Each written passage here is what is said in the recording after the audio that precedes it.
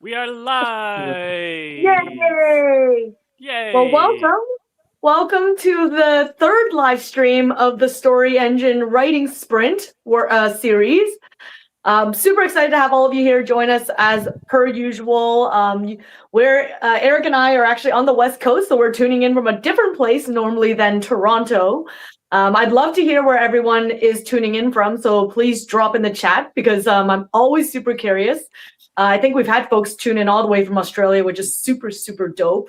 I don't actually know what time it is in Australia, around 3 p.m. Eastern time. Quite early. So thank you for waking up and tuning in early. And of course, those of you who are kind of in like the European side, it's probably quite late at night for you. So thank you for tuning in from there as well. So let us know in the chat where you're tuning in from. As we all know, my name is, well, maybe you don't know. My name is Maroki. I'm the CEO of the Story Engine. And to my right is... I am Eric. I'm the community manager / chief executioner of the Story Engine. He executes decks when they're bad. Chop them up. And Eric then through I was gonna say he's our getting shit done guy. Yes, the get shit done guys. So we're talking about executing tasks, slashing tasks off the checklist one at a time. And then through the screen, we have... And through me, effectively. I'm Peter. I designed the Story Engine deck, and I'm the main designer of our decks and stuff, and also a creative writer and Dungeons and Dragons player. So I've got my finger in all of the pies of things that the Story Engine helps with because I really like being creative. Yes, I love it. I was just looking at Wyvern saying the UK still. Yeah, it's like, hey, maybe some of you are traveling and you're tuning in from other spots. You did say that we're on the West Coast, and really it kind of depends. When you say West Coast, it's like for where people are tuning in from. West Coast, if you're in the UK, means something very different. That's so true. Mea culpa, guys. I guess if you're in the UK, we're always on the West Coast if we're in North America. We're in West Coast, North America. Maybe that's the way to describe it. We left Toronto during a snowmageddon.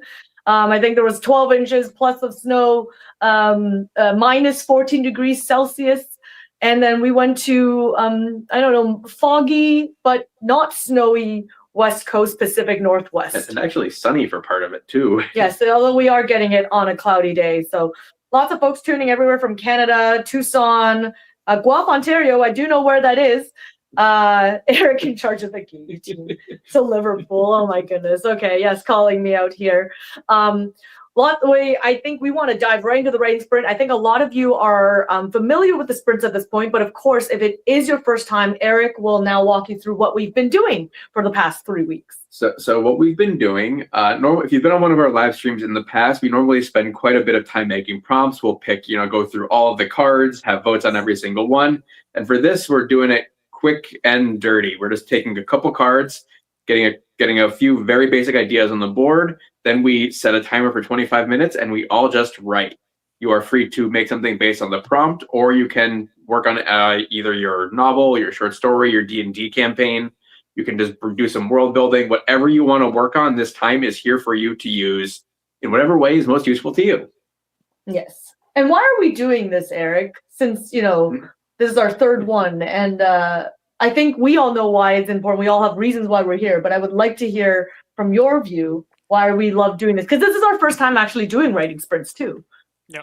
If you've followed us for the past couple of years, usually we'll ask what are your writing resolutions for the year? What are your gaming resolutions for the year? And it is very easy to make resolutions or to set goals. The hard part is always following through and turning it into a habit. And we find that a writing sprint is a great way. You're setting aside a dedicated hour.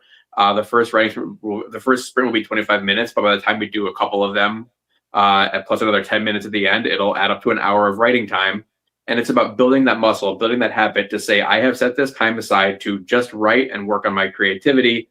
And then the more you do it, the easier it gets. Mm-hmm. Yes. And I think Peter might have called me out in like session 1, kind of like, we're okay. You haven't I'm really challenging you to do some creative writing, because I know sometimes with me, with the Story Engine, I definitely am doing a lot of other things to keep the engine going, so to say. I've beaten this pun to death. I keep the engine going, and the Story Engine, I stoke the fire and I stoke the coals. However, one of the things that I don't do as much of is the creative side. So Peter has been really challenging me in these last sessions to kind of flex that muscle a little bit. So I'm very, very grateful for all of that. If it's your first time joining us for a sprint, I would love to hear it. If you've joined us for all of them, tell us sort of maybe what you have been writing on. You've been working on the same story. I've been trying different exercises. Are you using our prompts? Are you not using our prompts? Would love to hear how your journey has been like joining us for these writing sprints. But I think without further ado, we should just maybe get some prompts going as well while you all are sharing your stories in the chat. Handing it over to Peter, who is going to be the heart of the cards this time. Yeah, and I'm also going to be the heart of the dice. We're gonna roll to figure out Heart which of deck the we're gonna dice. use. So, I'm going to pull up our extra camera, and we are going to switch views to this one here. And we're gonna roll. 1 and 2 is the Story Engine deck. 2 and 3 is Deck of Worlds, and 3 and 4 is Deck of Worlds, and 5 and 6 is Lore Master's deck. Here we go. We're gonna do classic Story Engine deck. Awesome. And then what we'll do is 1 and 2 is the main deck, 3 and 4 is an expansion, and 5 and 6 is a booster. We're going to do an expansion, and then basically 1 to 6 is the expansions in release order. So it'll be fantasy for 1, sci-fi for 2, horror for 3, backstories for 4, unique items for 5, and mystery for 6. Mystery? Yeah. I actually didn't know mystery was 6. I didn't either. I always thought it was I 4. actually should know this because I know all our SKU numbers, but in my mind, mystery is always number 4. It might actually be number 4 in the SKU numbers. I was kind of at this point. I was putting them in order of like the first block, the second block. But in any event, we got 5, which is going to be unique items, which is going to be an interesting one to use as a writing prompt. So let's give that a go. This is actually one of my favorite expansions to play around with. I do a lot of playing around with it. And in fact, you'll notice that this expansion is a little thinner than the rest in the Leviathan box behind me, and it's because I've pulled so many cards out of it to put in sleeves for like, oh, I liked this prompt, I'm going to remember it for later, that the actual main deck is now like heavily depleted because I've just pulled so many cards out and had them in like my little special I liked this prompt storage. Also, all the artwork from this deck from our friends at Nomnivore Games. It's all artwork from the Emberwind tabletop RPG. Really, really beautiful cards in this set. In case you haven't seen the Unique Items expansion before, it has 12 anchor cards that are all illustrated. These anchor cards have a slightly greater emphasis on objects as opposed to locations or events. But otherwise, they're just normal anchor cards. You can mix them with your regulars. However, the aspect cards are special. They actually all contain very specific and slightly longer prompts for unique properties or descriptors or other things related to objects. So this is a really fun expansion for creating interesting fantasy artifacts and objects, or like for horror, like cursed objects, cursed curios, and really, really good for tabletop RPGs. If you want to create the coolest homebrew items that your players have ever seen, this is the way to go. So yeah, and I'm glad that you're mentioning that, because Charisma is saying that they're working on a 5e mod gaming system that only uses D20s. Okay, it's going to be high damage rolls. Lots of HP to go with it, so I guess that actually evens out. Does that provide you with a lot of options too? Well, I guess it's most of the time D20, like you're rolling for scale, for like minimum to maximum capacity, not necessarily decision making. Yeah, unless you like, if you are using some kind of rolling table based system, then yes, it would be a lot more options than there often are. Yeah, cool. Okay. Okay, lead us through. We'll start off with an anchor card here. So the chat can go ahead and vote for. We'll do 2 sets of options here. We're going to nix the locations, so no a tavern and no a gathering place. But you can vote between a flute, a drum, a crossbow, a mug, a deck of cards, or a charm. And if you've not voted with us before, the way our votes work is we will count down from 3, 2, 1, and then say go, and that's when you can vote, and the first thing to get 3 votes will be the one that we use. So one more time: a flute, a drum, a crossbow, a mug, a deck of cards, a charm. And Eric, why don't you count us down? 3, 2, 1, go. Kind of into the mug, personally.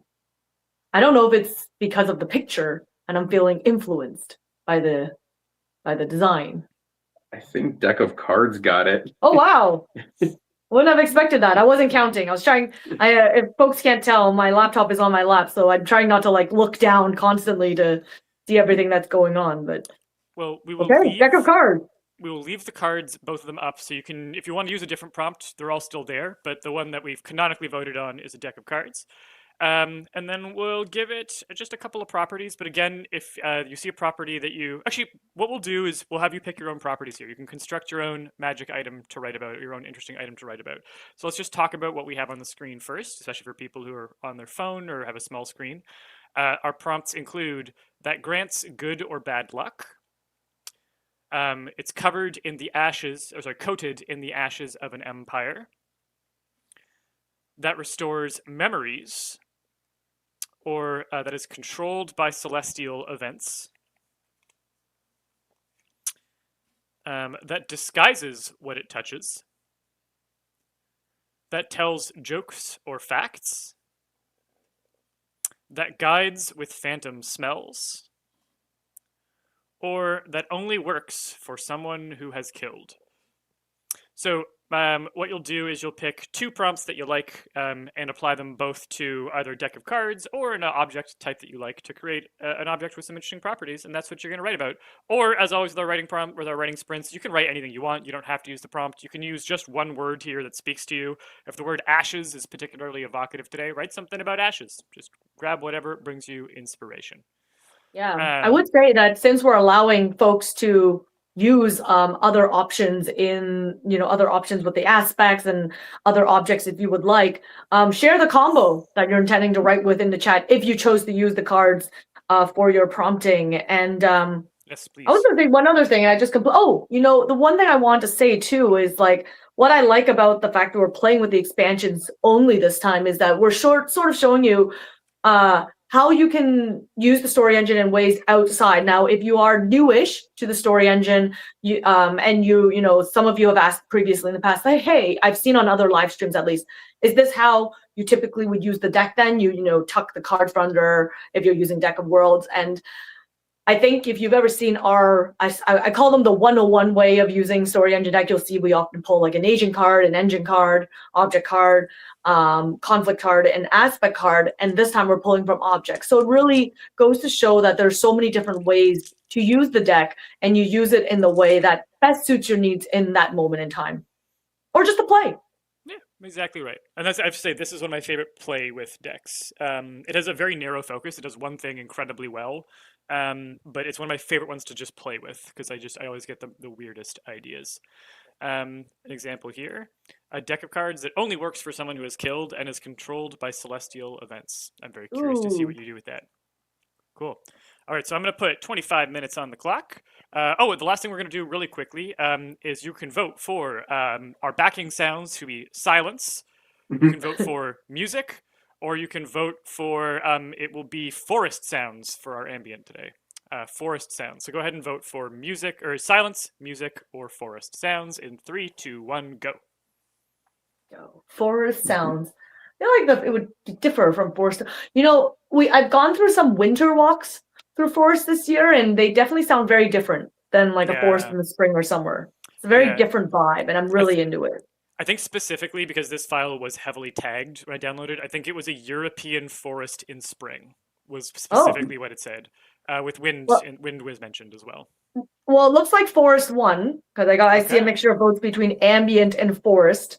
So we're gonna get some European forests coming your way in spring.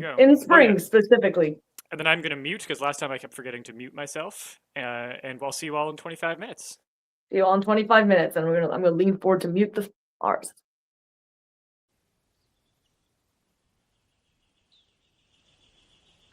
I will say this very quickly. I know we started the egg timer. If you folks want to ask questions to us at all, feel free to drop it into the chat. If we can answer quickly, we will. If not, we'll answer it during the break. So feel free to chat and ask questions throughout this process if it resonates with you.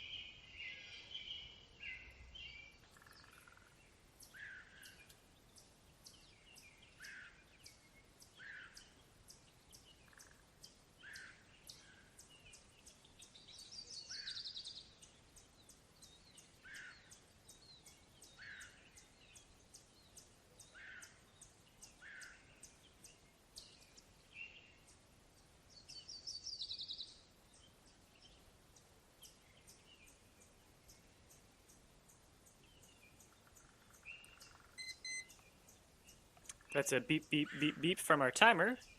We have completed 25 minutes. Give me 1 second here to turn down the birds. Turn down the birds. That I don't know was why. I fun. almost had this like vision of like folks who enjoy the wilderness. It's like almost like a sci-fi world, and it's like, all right, it's time to turn down the birds now. Oh yeah, yeah. No, I like that. I like that.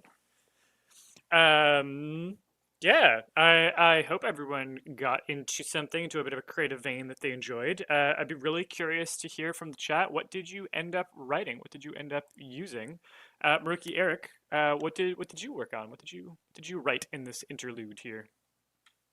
Well, I had this I kind of interesting almost had this revelation as well in that how one of the things that I sometimes feel a little bit intimidated or blocked by when I use the story engine is that I feel that I might be beholden to the prompt that is provided to me. And I don't know if that's my engineer brain talking. Sometimes I think, oh my goodness, like I've been provided this prompt. I feel very challenged by it. And I don't want to write about it. I don't want to write about it. And I'll make myself write about it, which I think is a good exercise in and of itself. So I do enjoy the challenge of that. However, I actually took the prompt and I ended up writing a lot that almost had nothing to do with the object. I was thinking about the deck of cards. I thought very, very loosely about one of the aspects. I think there was one about leading with scent. And ended up writing, and everything I wrote didn't tie to the deck of cards precisely. And I did have a hope that I would eventually get there, but I realized that I can feel like the inspiration of a deck of cards and tie it into thoughts of like gambling. So I actually, for context, guys, like I was continuing on writing the Canadian historical romance mixed race fiction thing that my long ago project that I've now dug out of the coffers since our first writing sprint. And I was writing a gambling scene last time, and I think it was actually prompted by another prompt from last time. And so the deck of cards inherently tied into that. And while I didn't actually get to the deck of cards part, I was able to sort of use the formatics of the prompt to continue structuring the larger scape. So it's like I took the one thought and I used it as a jumping point to jump into another thought, which then prompted my writing. So that's kind of where I ended up going with that. That's super cool. And yeah, you definitely can feel free to, you are not beholden to the prompt. The prompts are there to serve your process and not the other way around. So adapt them any way that you find useful. And if that's like, we're going to use this as a leaping point for getting back into the thing that I want to focus on, then that's awesome. Eric, can you share what you worked on? Well, I'm actually going to step out and grab a little prop related to the thing that I worked on. So I'll be back in like 2 minutes. So I did more microfiction. And I basically, so I took the deck of cards, and I took the prompts quite literally. I took a deck of cards that gives the owner luck, and that only works if the owner is killed. So it is. That's not lucky for the owner. Yeah, well, basically, it was kind of a situation where I wrote a little piece of microfiction about a gambler who hears about this magic deck and goes and claims it through nefarious means. And only once he possesses the deck does he realize that it's not the deck that was lucky. It's that if you were the kind of person who will kill somebody for a magic deck of cards, you are the kind of person who will do anything to win. And now you're always looking over your shoulder for the next you. The next you. Cool. It kind of reminds. It's still. I'm trying. They remind me a little bit of this like Icelandic story. There's like a lot of. I visited this island of Icelandic witchcraft when I backpacked across Iceland back in 2011, and one of the folklores. It's like sort of similar, but not. It's a little more gruesome. But it's like it's the lucky pants. Oh, it's like money pants. I'm trying to remember exactly what the rule is, but they're the pants made out of like the skinned bottom half of a man. And essentially, if you wear those pants, the testicles will fill up with money. As long as you continue wearing those pants. And I think there's something to do with like how you die and how you remove the pants and wear the next pants that give you the lucks. And sort of resonating that in a strange little way right now. Huh. That's a weird one. I'm not gonna lie. Icelandic magic folklore is all full of like super weird ones like that. It's all quite like savory. I want to say it's like it's meaty, it's gory, it's a lot of body horror type things. I would say that like skinned testicle pants are unsavory in my opinion, but I know what you mean by savory. Oh God! I Words mean, can mean a lot of things. I won't take up all the time by sharing all the weird Icelandic witchy stuff, but I think all of you folks, if you're interested in that kind of folklore, to definitely dig into it. Peter, what did you end up writing about? Well, I grabbed a couple props so I ended up using the crossbow that restores memories, and I kind of like this is just a beautiful book I bought over the weekend at a really beautiful old weird used bookstore here in Halifax. If you know O'Doul's, shout out to O'Doul's. It's a history of the crossbow with some really beautiful illustrations. This was like $20, and I'm reading about kind of the history of the crossbow right now. But it's like stunningly illustrated, so I'm just very into crossbows, and I've never had a more in-depth resource than I have with this book. It's really stunning. It was just a really nice find. And then I also recently started reading a novel called Perilous Times, and it's about basically like what if all of King Arthur's court were kind of turned into, or a bunch of them were turned into zombies that are forced to reanimate and protect England when England is under threat in perilous times. And it seems to be focused on Sir Kay being kind of reanimated in a futuristic Britain that is having a bunch of different threats going on, including like global warming and rising waters and things like that. So I kind of combined these, and I'm working on, it's not quite done, but I think it will be a really short microfiction about a soldier who like wakes up with like this urge to defend the gates, and they look around and all of their compatriots are dead, and they clamber to the top of the parapet expecting to see like the enemy outside besieging the gates, and it's just like a really quiet normal field with like one crossbowman who's been like posted in a watchtower who then shoots him, and the bolt hitting him knocks him back into the courtyard, and he kind of remembers the like that basically he was in service to a witch king whose last command was like defend the gates even beyond death, and that he's just been here coming back to life, getting shot and falling back down again for like 200 years, and they've lost the realm, and they're just kind of being contained in this little cursed keep where the defenders who refuse to die keep reanimating because of this like spite spell. So I like how both you and Eric both had some sort of reanimation of the key character utilizing an artifact or tool. Yeah. There's no magic in mine. I'm writing Canadian historical fiction. There's no magic in mine either. It's just a rumor that it's a magic deck. But really, it's your ruthless willingness is what makes it lucky. It's not the deck. Yeah, and there's in my case, the thing that was interesting was the crossbow is actually a normal crossbow. It just happens to bring back the memory of the fact that he's been cursed unrelatedly. It's just a normal crossbow that the people who now like occupy this land just kind of use to keep the zombies in check. And yeah, so it was funny to like end up with it's actually not a cursed item or a magical item at all. Anyway, I brought together some things I've been reading along with the prompt to make something fun. I'm going to see if I can finish that off later. I might actually spend the second half working on fine-tuning it because I'm really enjoying it. But let's get into our second prompt. I like this comment here, CG. No amount of money is worth wearing those pants. I fully agree. I heartily agree. And then over here we have Francis saying that they wrote 100 words on the stories, and I think that's the only person who shared their word count. You're welcome to share your word count, or you're welcome to share a snippet from your what you've been writing if you're willing to share in the chat as well. I think I always love seeing what stories people are writing. I want to take a quick moment to answer a couple of the questions or thoughts that folks have shared over the last 25 minutes. There was a quite lively chat.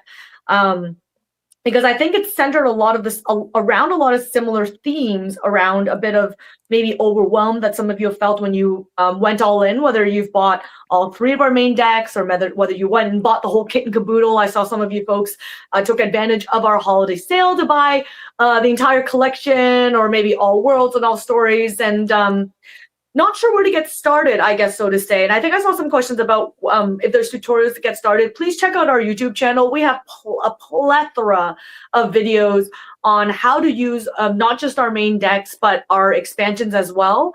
I actually took it upon myself last year. I learned a lot by osmosis. I think I have the lucky privilege of working with Peter and Eric to sort of see how they like using the deck and kind of getting like I guess a personalized experience, so to say. But I also decided to indulge my engineer brain and went through our guidebooks piece by piece.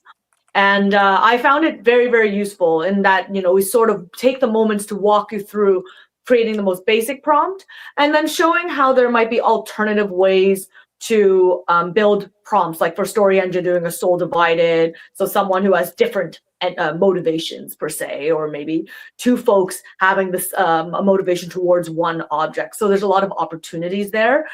I know I saw some one thing, as I will say, is I always love how everyone's sharing the ways they like using the deck and kind of using that to help our new folks who are joining the Story Engine family use the decks. But there's no right or wrong way, right? Like maybe the way I always position is, instead of overwhelm, see it as endless opportunity. Remember that you are never beholden to any of the ideas and prompts that you can create. I know a few TV writers or writers who use our decks who just use it to ideate. So, they just use it as a warm up, right? Like they just throw out prompts, look at it, just feel inspired, and not use it all. I saw someone saying that they might have felt disconnected because they're, I think Jorbecca, I apologize if I pronounced your username wrong, saying you're strictly a fiction writer, no experience at all in RPG and why it's not seamless. We actually created the Story Engine, I would say, for writers first. Peter's a writer, Eric's a writer. Peter is the deck designer if you missed the introduction. And actually, I would say a lot of writers and RPG players are intertwined in some ways. Like, I don't know if Peter, you want to speak to it a little bit more about, the using the Story Engine or any of our decks as a writer.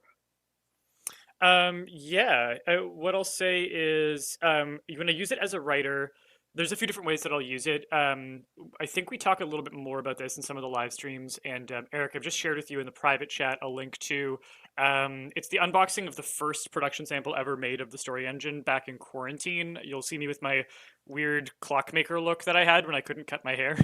And I was recording in my basement in Edinburgh. But it's a good tutorial of how to use the deck. I'm unboxing, and then at some point I do a sample with it. It's about 10 minutes long, and it's a little slower than a lot of our sped up shorts style tutorials. And yeah, basically I'll use Story Engine for sometimes just for a writing warm up, and then I'll go back to what I'm writing. I really like using it for coming up with microfiction story ideas. When I'm writing something longer, I will often use it to, like, I know I need a character to fill in this gap, but I don't want to get like hung up on trying to invent a whole new character. So I'll use that to draw a couple extra cards, find something that resonates and build it out, but I'll kind of custom build a prompt more. It's really easy to adapt to what your writing needs are. And if you are like trying to write something big for the first time using the Story Engine and you want some more guidance for that start to finish, I'd say check out the PDF of the Storyteller's handbook. What do we end up calling it? Workbook. Storyteller's Workbook, which is basically a like downloadable PDF workbook for how to go from I've got no ideas to I'm going to draw some cards, I'm going to create a prompt, and I'm going to structure it into a like multi-act story. So if you are looking for something more like writing like a novel or a screenplay or a bigger thing like a long short story, novella, that's a really good way to structure it and to go from like I don't know what to write to I've got something really interesting and structured to work with. So that would be my advice there. Mm-hmm. And there's another question that came in from Kaufman right now. Thank you for joining us. I think you said it was either your first live stream, so welcome. Either your first live stream or you are new to the Story Engine family, of which welcome again. We're really excited to have you here with us, and we're really excited to be diving into the world of storytelling and unlocking your imagination with you. Asking how our team designed the concept for these decks. I think I know we have a lot of prompts that we want to get through, but Peter, if you want to give the most truncated version of Story Engine and Deck of Worlds, maybe I could go a little bit in the Lore Master deck if you want to start with start prepping for the next prompt. We can do a little bit of storytelling. Sure. Yeah, I'll say it started with the story engine. That was the first deck in 2019 that it launched. I've been working on it for a little while before then. I used to write and still do write microfiction, but I used to write like a lot of microfiction, and I needed story ideas frequently. And I was having like a very difficult year where I was struggling with inspiration, and still trying to come up with story ideas and just having a very hard time of it. And I wanted to make something that would make it sort of easier to create story ideas and also play with story ideas to like mix and match elements, come up with like work with what's resonating and build on that. And there's a particular sentence from a Canadian novelist named Douglas Glover, which he defines a story as a story consists of someone wanting something and having trouble getting it. And that sentence has always been so simple and yet helped me structure in my thoughts what makes for a good story. Like you want someone, you want a main character, that's your agent deck. They need to want something, they need to have a motivation, that's your engine deck. There needs to be something that they want, so that's your anchor deck. And there needs to be trouble, which is the conflict deck. And then we have the aspects to kind of round out and give each of the decks more flavor and individuation. So I looked at that concept and thought, like, if I was going to come up with a deck where you could build your own story prompts and where you could like infinitely remix them, I'd want to have all those parts and for them to like play together in a really interesting way. And that turned into the structure of the story engine deck. Originally, I was just kind of making it for myself as a way to get out of my own rut that I was in. And when I launched it on Kickstarter, it just like very, very quickly took off in a big way, bigger than anything that I'd released before. And I realized that there was kind of a lot of excitement for a tool like this in different communities, writers, teachers, gamers. So I kind of put more and more sweat behind it, and eventually it grew into what it is today. And that's the story behind the story engine. Yeah, I would say it's almost like when you have that little snowball at the top of the hill and you push the snowball and it keeps getting bigger and bigger. I would say that story engine deck of worlds, I would say was like that snowball, and then Lore Masters deck is when I joined the story engine full time. At that point, I was sort of kind of drifting in and out of the picture, and Peter had enough trust in me to decide that he would like me there to stoke the coals all the time. I became the permanent coal stoker. It's like a snowball in an old cartoon strip or like a Looney Tunes cartoon where it starts rolling and now there's 7 characters who are caught up in the snowball and they're like our legs are sticking out. And, like we're just building up more momentum. More productive than that. I have now taken that. Now we're building nice snowmen and snow women and snow people. And I think just we have really big dreams, and we don't always go down the path like Lore Masters deck. We had some other projects in the works before Lore Masters deck came out, and then I think partway through we decided that was the deck that we wanted to create. So Elizabeth asking if there will be another live stream next week. Yeah, you're jumping the gun, Elizabeth, but I'll share it with you anyway. We will have another writers sprint live stream next week, same time, same place. And then thank you, Sovereignty Library, for doing the thing that we have not said. If you enjoy our live streams, please take a moment to like this video, subscribe to the Story Engine Deck YouTube page, leave a comment. If you're part of the replay crowd, please feel free to share your word counts, the prompt that you chose to write your sprint and snippets from your sprint in the comments as well. We would love to see what you're working on, and we really appreciate everything that our community does. So thank you, Sovereignty Library, for keeping us accountable. Please like this video. All right, Peter, over to the next prompt. What have we got? Let's do it. I think to keep things moving this time, I'm going to have us do something with Lore Masters deck. And I think I will actually, let's try and use the figures, because it'll be interesting to see how using a figure compares to using, say, agents from the story engine, because they operate in a similar way. So I'm going to go ahead and draw a random figure card here. All right, and we'll do this as a very light prompt. We're not going to do too much prompting here. So we have a dignitary, an auditor, a gymnast, or an elementalist. And I think that what we'll do is leave that open so you can use any one of those cues that you want to use in your writing. And then I'm going to draw 2 more figure cards and turn them over for some secondary prompts that you can attach. And again, this will be free choice. You can just pick any 2 of these that you want to apply to that character. So what we have is They could have a background, or they have a family fortune in a resource or a trade good. They could have an agenda to find a long-lost friend or family member. They could have a trait where they are a polyglot or polymath, or they could have a trait where they have body art, like a tattoo, for example, of a creature, an object, or a location. If you want to draw your own Lore Masters deck cards to fill in the details on those, you certainly can, but otherwise we're going to actually leave that up to you to decide what those things are. And then you also can pick from these 4 prompts. They could have a background where they are in a love triangle. They could have an agenda to establish a new faction. They could have a trait where they have terrible nightmares or other sleep disruptions. Or a trait where they are a sweet talker, a flirt, or a flatterer. Okay, so one more time: dignitary, auditor, gymnast, or elementalist. And then we have love triangle, establish a new faction, terrible nightmares, sweet talker, flirt, or flatterer, family fortune, long lost friend or family member they're trying to find. They are a polyglot or polymath, which, if you don't know, polyglot is someone who speaks many different languages. A polymath is someone who is skilled at many different things, many different disciplines. Or body art, some kind of tattoo or something like that. Yeah, and we'll leave that there. You can do whatever you want with that as a starting point for some writing. Oh, and one more thing, we'll do our vote again for, you can vote for silence, for music, or for ambient sounds.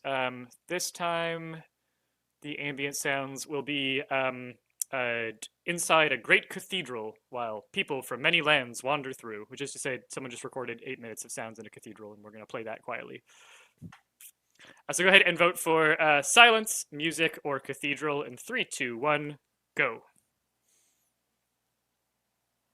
And one of the things I will state, just because we've done 2 sprints now where we've approached our prompting in a little bit more of this style. And I think the first time we did our prompts during our writing sprint, we followed what I call the classic format of how we set up our prompts.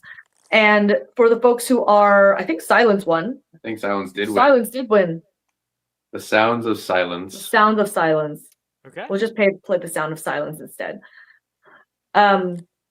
So Peter, you can get them started, and maybe I'll just help answer some of the questions for some of the folks who are newer to using our decks, just so that they just have some guidance on how maybe they might be approaching the decks if they see this live stream in, and that it's a little bit different than typically how we do it. Yeah, sure. So I'll start the timer then. Everyone can write, but you will answer questions in the meantime. Do I understand correctly? Yep. Okay, perfect. Setting the timer.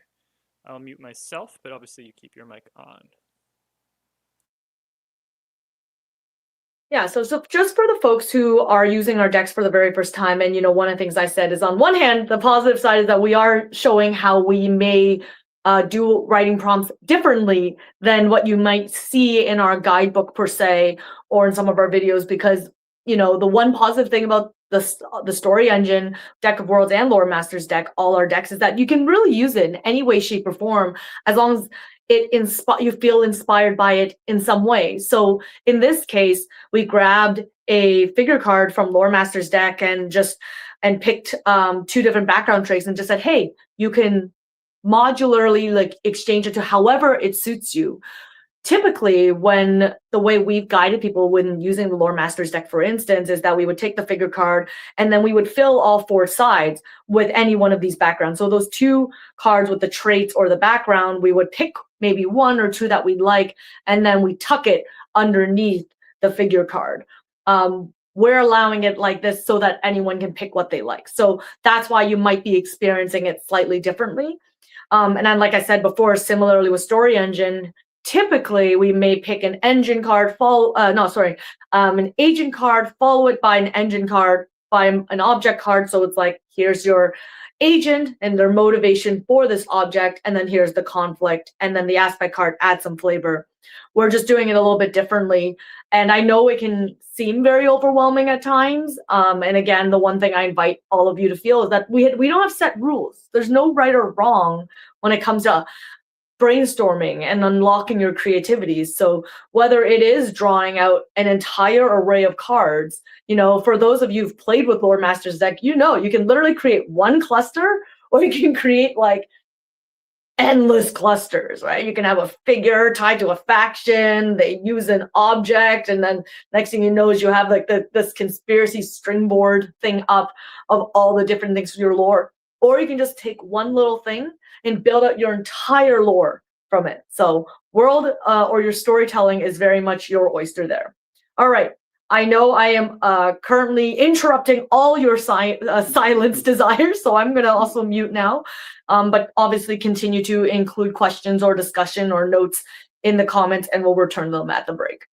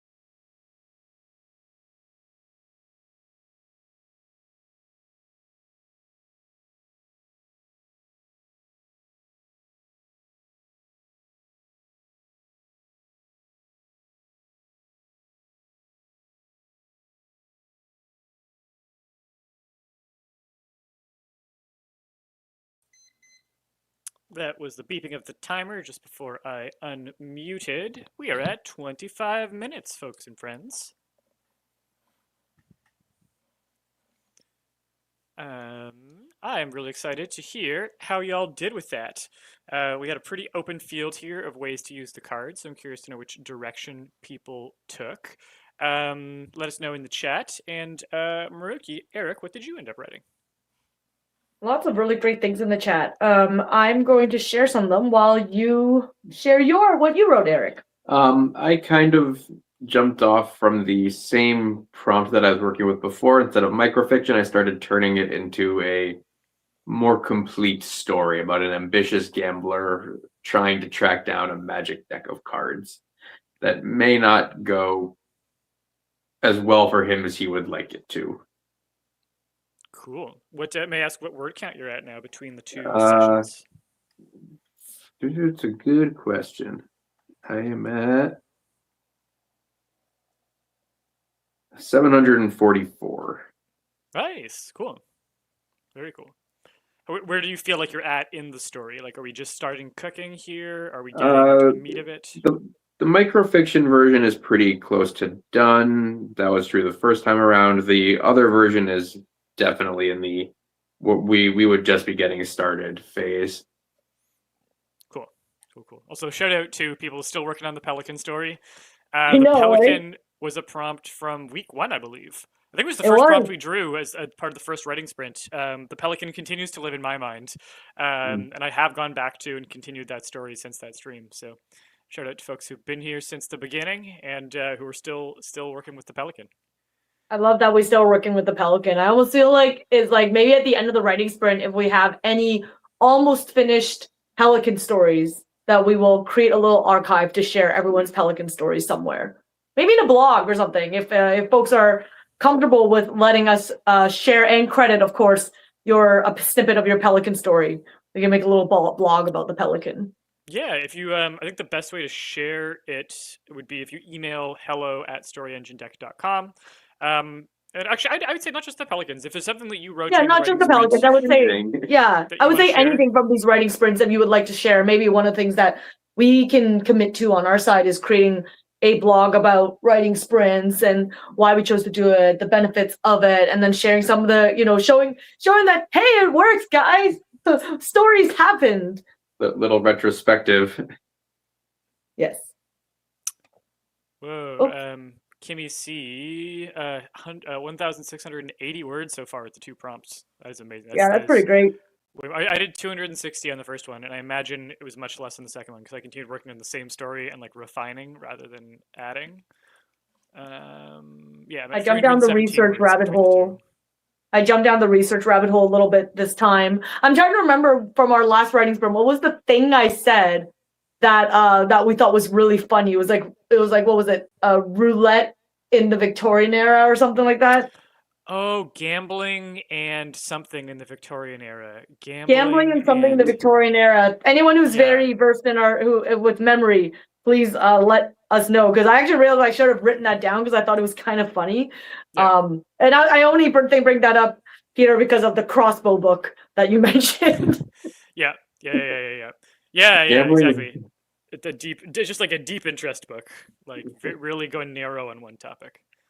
Yeah, for sure. I continued writing the same as well, and I actually realized I've sort of done this now. So, in the spirit of telling people that there's no right way or wrong way to follow prompts, and I know a few folks have said that you focused on the Pelican story or focused on an existing story. I have found that sometimes when I really have latched onto what I want to write, that I really don't want to lose it. Like, I'm really nervous that I'm going to forget maybe this little inkling that, this little thought bubble that I've now run on, and I want to continue creating it. And one thing I'll say is that I've really enjoyed about the writing sprints is, since even the last writing sprint, I felt like I had unlocked where I wanted the ending of my story to be. And I actually was thinking about it while driving afterwards. Like I was going out to, I think, circus class that evening. And as I was driving to circus school, I was thinking to myself, oh, like these are like some of the phrases I would want to write. These are some of the this is where I won't want the story to end. And I'm like, oh my goodness, you better write this down. Like, and it's interesting because I started writing this story so long ago, and had a very different ending in my mind then, but I think the ending that I've created more is more in line with where the story should be. So I personally am appreciating where our writing sprints have taken us. Cool. Well, I'd love to know that you're thinking about these stories even when you're not working on them. That's just really cool to hear that it's like the thoughts are still bubbling and percolating and whatnot. I would say That's that, right. yeah, I think the dreamer in me is coming alive. Sweet. Well, we have enough time for our last sprint. We do 10 minutes, and we do like a really quick one. I'm thinking we have enough time that we could do a very quick demonstration of how the main deck works, vanilla style, for the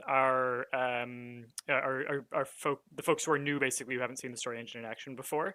So what we'll do is we'll do 1 or 2 votes, but otherwise I'll just explain the process as we go, and then we'll spend 10 minutes on any element of that prompt that you want to use. How does that sound? Yeah, or maybe I was gonna maybe ask if there was one deck, like if not the story engine, maybe, because I noticed some folks bought everything, or they both bought all the main decks. Maybe there was one deck that folks would want to see the demonstration of outside the story engine. Sure. Would we want to open it up to them?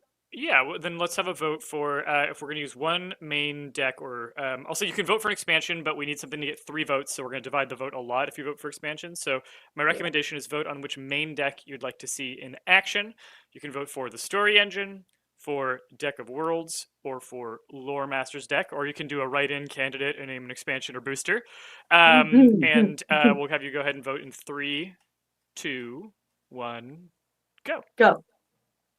I love hearing that so many of you have decided to go all in on our decks. One thing I would be curious about, I'll vote first, of course. I would love to know what prompted you to say, hey, I want, when you first learned of us, whether through a friend, whether through Free RPG Day, the folks over at Free RPG Day are awesome. We love them so much. We will be doing something with them this year. So, ooh, you learned a little secret from us.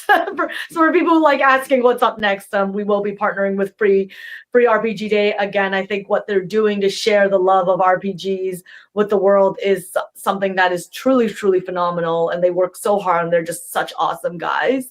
But let us know, like, what drew you to one deck over another if you only bought one deck to start, or what made you decide, hey, I want to dive in both feet with all your decks. So would be very curious to know, where did we land on?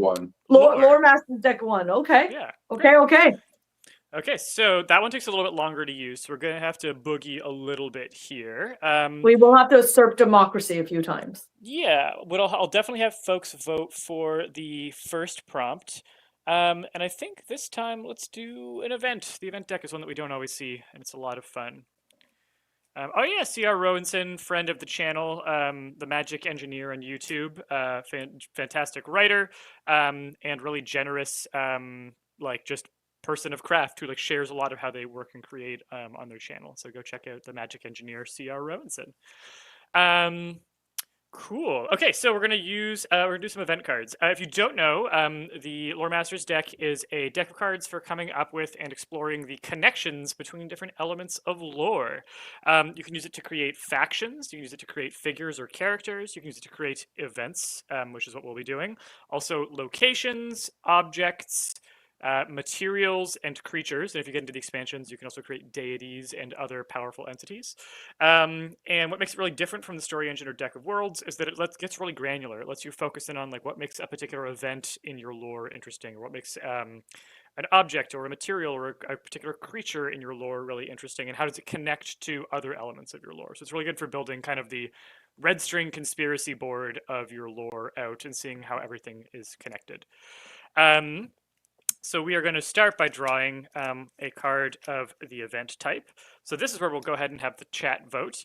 Would you like to create an event that is an accord, which is like a form of agreement or treaty, a stampede that happened, a battle that happened, or an annihilation that occurred? So annihilation takes a while to write, so I'm going to talk a little bit just to give you time to write annihilation if that's your vote. Don't hit enter yet. We're going to do the countdown. You can vote for annihilation. accord, stampede, or battle. And why don't you count us down, Roki? All right. You can vote in 3, 2, 1, and go. And speaking of battle, I see that Brooke Francis learned about us through writing battle, participated in the latest battle, bought a few decks as a result. I hope you get a lot of inspiration. Writing battle is really, really cool. It's a competition. So for all of us writer folks here in the chat, if you haven't heard about it yet, we have shared in our newsletter. And if you want to learn, be the first to learn anything Story Engine related, you can sign up for our newsletter on our website, or of course you can find it through social media. Actually, it's funny, Brooke, if you have a username, don't share it at all for Writing Battle. Peter is a judge, and we keep it completely blind. So we can't know. We can't know, or at least specifically, Peter can't know. You can tell us. Peter, look away. Yep. Shut your eyes. Peter is a judge actually for this most recent writing battle. So super cool that you learned about us from there. Okay, what do we vote? The accords have it, so we are going to explore an accord. I appreciate you, Charisma, for doing the votes for accounting for us. Yes, thank you to all the poll workers. Yes. So what we're going to do is now draw more event cards, but something you will learn if you pick up Lore Master's deck is that every card is double-sided. On one side, we have what we call primary cues. This is the side of the deck that is has a fully colored background, and the cues are written in white. That's what a chord is. It's a primary cue. But the back side of every card has secondary cues. Secondary cues add details to kind of the kernel that is the primary cue. Also, there's an accessory for this deck that I'm going to mention just because it makes it a little bit easier to learn how it works. These are the focus sleeves. It lets you cover the cues that you're not using. We are only using accord, so we're going to ignore the other ones around the edge and just focus on the word accord. And because we'll actually tuck cards under every side, but we're not going to use the other prompts written on the primary card, it just helps us sort of focus on what we're actually using. So we can give this event a few different details. We can give the event a catalyst, where it was caused by an ambiguous request, instructions, or contract. We can have a fallout from this event, where there was the creation of a recipe or a song due to the accord. We can have a catalyst or a fallout. This can be used either way, where it caused or was caused by the occupation of a location by a faction. Or it could have a trait where it was witnessed by no one or by only one person. Eric, what are you fancying right now? Again, we've got caused by an ambiguous request, instructions, or contract, a fallout where it caused the creation of a recipe or a song, a catalyst or a fallout where it was caused or was caused by occupation of a location by a faction, or a trait where it was witnessed by no one or only one person. Trait where it was witnessed by no one or only one person. Cool. So you'll notice on that prompt there, we have a little icon. That is the figure icon. That tells us that in order to complete this prompt, we're actually going to draw a figure card to find out what person it was who witnessed the accord. So we draw a figure card, and we've got, this will be your choice, Maruki. We've got a mouthpiece, a shopkeeper, an arcanist, or a linguist. Who is the only person who witnessed this accord?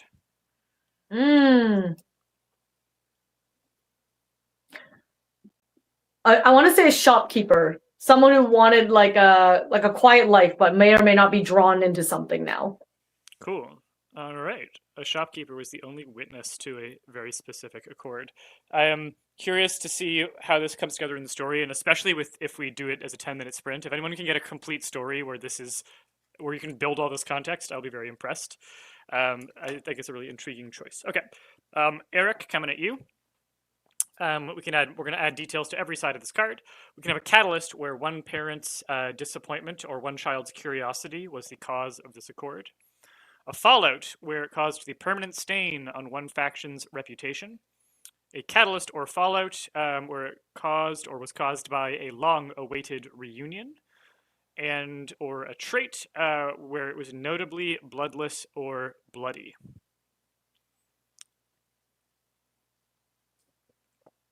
I am going to go with notably bloodless or bloody.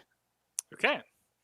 So this accord did, and this is still going to be free for people to interpret, but in your mind, are you thinking bloodless or bloody right now? I'm curious. Bloodless right now. Rise of right now. Okay, cool. Moroki, you can change that.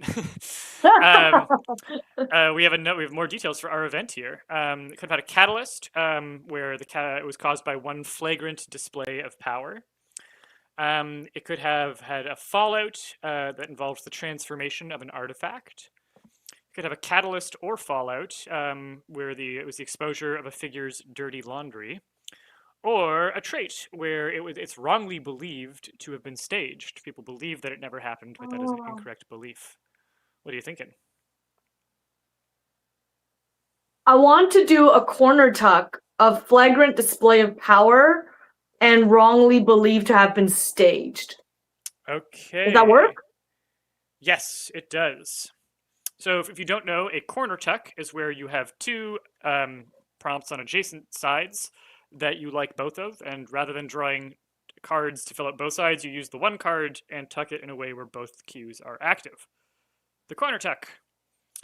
This technique was created, I think, I can't remember if it was by accident or if it was a user suggestion in the chat during an early Lore Masters deck live stream, if I remember correctly. The corner tuck. So we have now filled out all four sides of the card. The really cool thing about Lore Master's deck is if I wanted to learn more about the shopkeeper who was involved in witnessing this accord, I would take that card, I would pull it out and rotate it so that it's now facing me, so that shopkeeper is the active cue. If I were so inclined with my focus sleeves here, I could cover the other cues so that I'm not confused by which prompt I'm using. You would draw a modifier card, which is currently misplaced in my card, so I'm not going to grab it this time around. Oh, here we go. In his giant Leviathan box of cards, which is a legitimate storage box. I actually like the idea that we have a bleeding shopkeeper. So I'm going to use bleeding here. And here, the modifier card just lets you know that you expanded from this prompt in this direction towards that prompt. And then I would actually draw more figure cards, and every figure card, just like the event cards, is full of prompts on the back for adding really interesting details to what makes a figure or a character interesting. And then I would fill out all four sides of this card, and those might end up creating a connection to, say, a faction, like in this background prompt. And then I could create a faction and pull that card out. So you can basically create this ever-expanding web of lore. It's a really organic way to build a world from the bottom up and to really see where the interesting story threads for storytelling are. Yeah, and that's basically how Lore Master's deck works. But we'll pause here with the shopkeeper, and I'm going to actually remove the bleeding card so that we focus on just kind of the core prompt here. And you'll have 10 minutes to write about this. If you want to use all of these prompts together, you can. If you just want to focus on a couple of key words or themes that are resonating with you, you can. But that'll be our prompt for the final 10 minutes of writing. One more time, we will vote for silence, music, or ambient sound. You go ahead and vote in 3. What's the ambient sound? 1. You'll be voting blind, but I will reveal what it would have been. 3, 2, 1. 3, 2, 1, and go. And then just answering questions really quickly. Are all the cards we're pulling still in the lore deck? Yes, all the cards we did pull for this prompt came from Lore Master's deck. There are 8 pots. So we have figures, faction, materials, objects, creatures, location. Did I state them all? There's 8. But there's 7 categories of card, and then one category that link the wild cards that link them. The modifiers. And then in answer to Steve's question, the focus sleeves is an accessory that you can buy for yourself if you think that is useful for you. It's not included with the Lore Masters deck. The Lore Masters deck does have little tokens that have little arrows that you can use to connect your lore clusters if you find that you maybe have a cluster that's over here. If you've built out your lore clusters and you find suddenly, oh my god, this creature is the steed for this figure over here, and then you can use the little arrows to connect those together. So I hope that answered your question. I did see a question asking if I think I read something along the lines of, do the opposite sides of each edge correspond to each other? I'm not 100% sure what that question means. So if you want to provide a little bit of clarification, or Peter, seems like you understand. I believe the question is, does this prompt connect to this prompt? Like, are those related? And the answer is no. There's no particular connection between one side or the other side of the card. Yeah. So, And then if that's not, yeah, sorry. Clarify if that's not what you meant. Yeah, of course. And just one final note here. I see Komba be teaching writes here that I'm an English teacher, environmentalist, education teacher. That's great, using the deck with your students. So Komba, just so you know, on our website, we have free lesson plans that you can download. We love our educators. We love educators who use our decks to kind of share creativity, asking questions, prompting, storytelling with their students. So please feel free to visit our website for free lesson plans. That's something that we have as well. But I think in the midst of me talking, I think ambient might have won. I think it I did. believe so. Everyone wanted some surprise ambient noise. And it's night sounds. We're going to have night crickets and night songs of various animals playing. So here we go. Night sounds begins, and I'll put 10 minutes on the clock. And again, you can use the whole prompt, you can use bits and pieces, or you can just write whatever you want, whatever gets you going. Alrighty. Save run in 10. I'm going to mute myself. Myself too. And of course, folks, if you have any questions, feel free to drop them in the chat, and we will try to answer them as we wrap. And if not, then we'll either throw them in the comments, throw them somewhere. If we didn't get a chance to answer them, maybe that's incentive for you to come back on our live stream next week. Once again, we have our last writing sprint next week at Wednesday, 3 p.m. Eastern time. So you can mark your calendars for that. And we'll try our best, if we don't answer questions on this live stream, to answer them next time. Or of course, you can always email us at hello@storyenginedeck.com, or chat with us on our social media platforms. We're on Facebook, Twitter, Instagram, Threads, Blue Sky, YouTube, TikTok, what say have you, carrier pigeon. All right, off we go.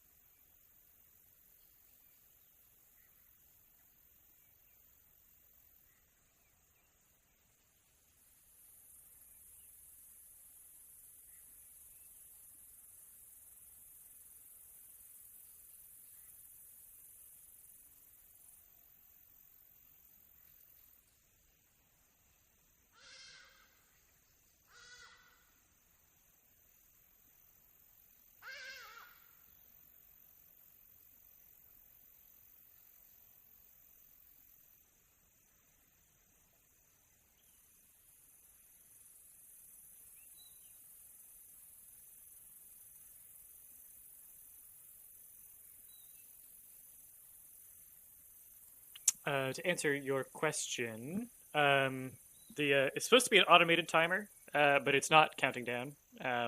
So I think what we'll do is just in. I think it will probably just end in like 4 minutes or something, and I'll keep an eye on my computer clock here. I'm going to move it down to 4 minutes. We'll see if it continues counting on its own.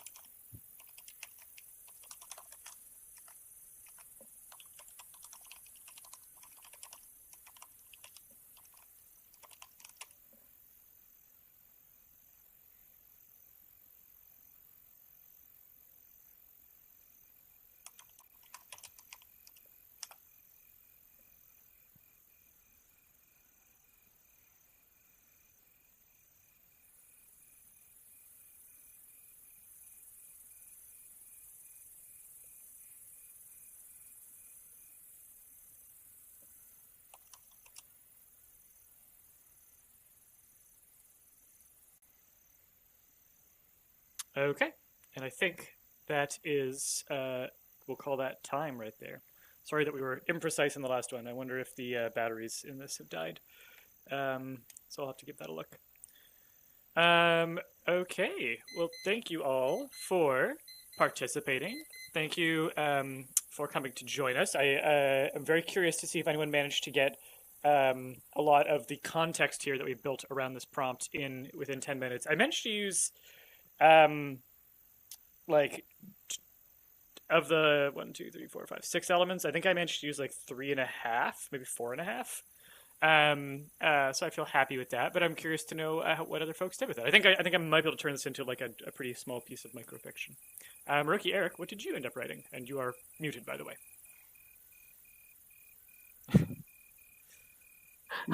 Didn't unmute myself. I was too enthralled by the silence. I very much have just been continuing down my vein of writing my historical fiction using the inspiration from the first prompt. I have sort of, after 2 sprints now, I've sort of realized I often have enough running after one that I enjoy whatever journey I'm taking for the rest of the sprint. So I've so far opted to only really work with a maximum 1 sprint per session. Nice. How about you? Yeah. I also continued my story and worked an accord into it. A very brief one. For now. Sorry. Did you say worked an accordion into it? Oh, Worked an accord okay. into it. Yeah.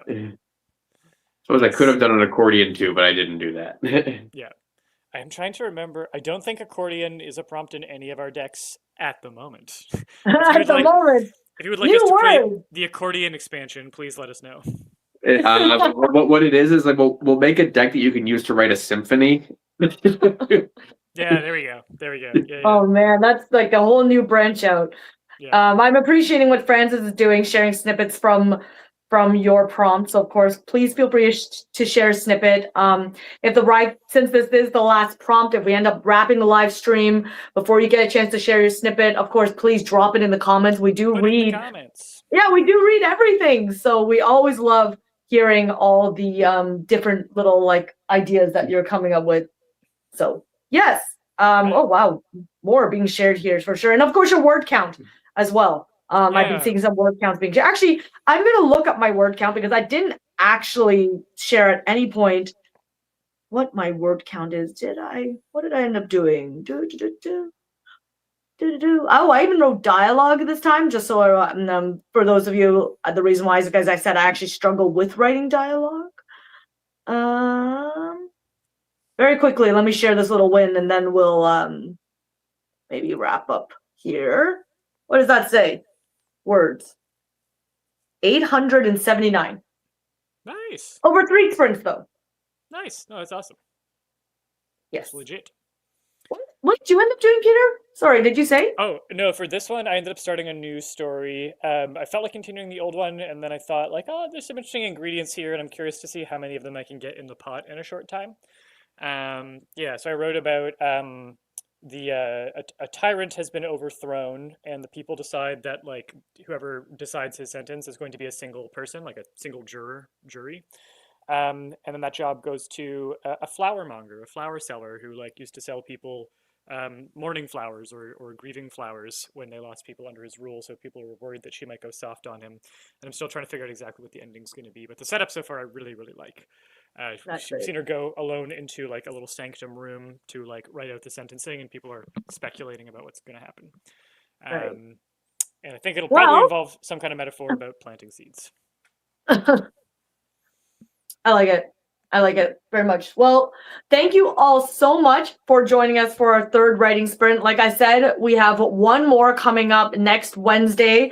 I'll say the actual date, Wednesday, January 28th at 3 p.m. Eastern time. Do the calculations for what that means for you in your time zone.